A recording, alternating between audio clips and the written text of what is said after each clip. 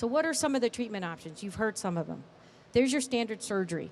Now, surgery is already equated to robots, right? You guys have heard about robotic surgery. And if you haven't, it's the latest craze.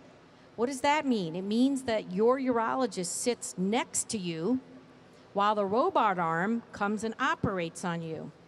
So the days where the doctor's next to you with his arm or her arm in you is most of the time gone. So what you have is a doctor sitting next to the bedside, sometimes even in another room. You have other doctors around him, but the person controlling is the one sitting at the robot. And when you get the arm in, what they're hoping for is less blood loss, a cleaner cut, and quicker recovery time.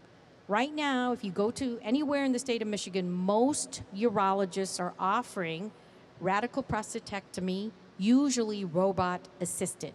Now remember too, from a urologist standpoint, I have my colleagues say this, they're still operating. The robot doesn't operate with the doctor assisting. It's the doctor operating with the robot assisting.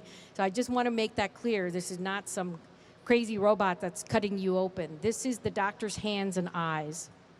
Some of the side effects, though, is what we kind of worry about a lot. Not just incontinence, but erectile dysfunction. And why that is your sexual nerve sits right on top of the prostate. So no matter how wonderful the surgeon is, he or she will have to take that nerve away, peel it off the prostate. So somewhere in here it always gets affected. But there are ways to come, address that, and it also is on the skill level of the doctor. So you can imagine it's like anything else. If he or she operates on 2 patients a year versus the guy who operates on 200, the skill set will be different. So it's important to ask your doc.